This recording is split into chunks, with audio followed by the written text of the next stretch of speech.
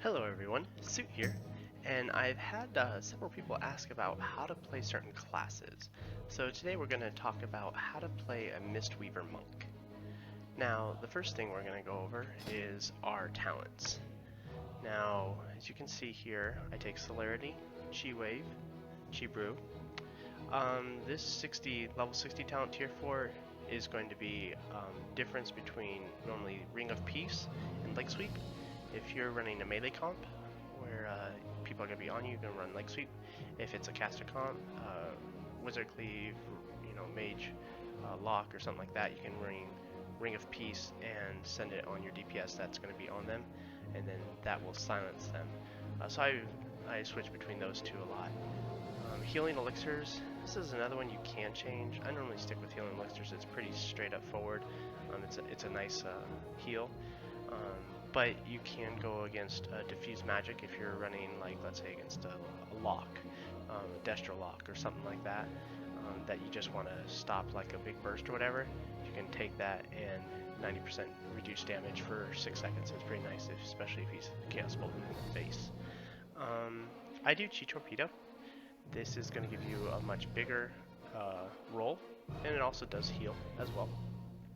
And then Pool of Mist is really important to have. It's going to take your Renewing Mist and it's going to give you 3 charges instead of 2. Also your Blackout Kick, your Rising Sun Kick, I'm sorry, gets 3 charges instead of 2. So that's a real important thing, I think, to have for level 100 talent. Okay, so next we're going to want to learn about our glyphs. So we have Glyph of Life Cocoon. I feel like this is probably one of the most important ones.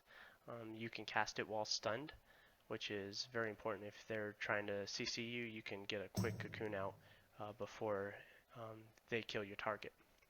Another one is Zen Focus. I feel like this is another huge one. This one, if you use Thunder Focus T, which is going to do a burst heal real quick, it's also going to make you immune to silence and interrupts for 5 seconds, which is huge. I don't know how many kicks I've dodged because of this glyph. So huge glyph, those two.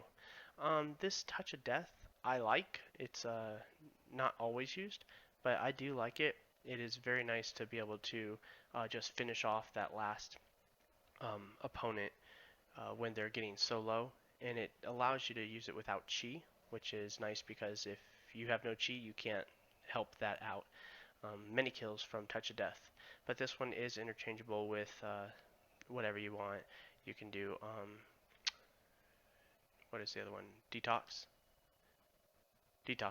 right there. Some people use that one for two cleanses, but that's up to you. But that's my pick on the glyphs. Alright, so now we're going to go over basic rotation. So here, you're going to start off with Soothing Mist. Soothing Mist is going to allow your channels, your spells to be instant cast. So you can do Soothing Mist and then you can do your Surging Mist and it's instant. You can just keep spamming Surging Mist. Now once you get 3, you are allowed to use Enveloping Mist. If it's in a bind, I would. If it's not, I go for a straight 4 because if you do it with 4 Chi, you're going to be able to get a stack of Mana Tea guaranteed.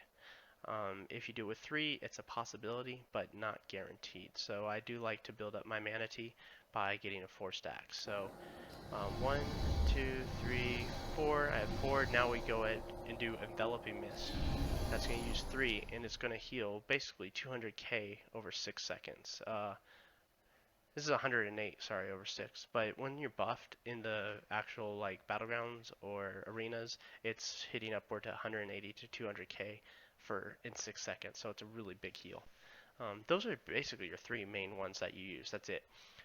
I would recommend you don't use Soothing Mist, which is the channeling spell. Don't use it all the time. Only use it when you need it. And so, like, let's say someone's on me, I'm going to Channel Mist and Channel Mist, cast, and run. Like, just do a real quick one. Because, first of all, it's interruptible. Second of all, it uses a lot of mana. So if you want to, wondering why are you using so much mana so quickly, it's probably because you're Soothing Mist nonstop. Another thing I do is that's your basic rotation. So Soothing Mist, Surging Mist, get to 4, and then Enveloping Mist. That's pretty much it. Now, you do want to put Renewing Mist on people.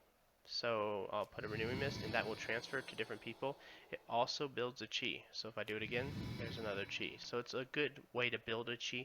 Let's say you're being kited around a pillar, and you need to get some chi. You can use your Expel Harm, which builds a chi. Your Renewing Mist, now you just had 2 chi instantly without having to stop. Now you can use Chi Brew, which is our level 45 tier 3 talent. That instantly gives us 2 chi. And now you've just got 4 instantly without having to do anything.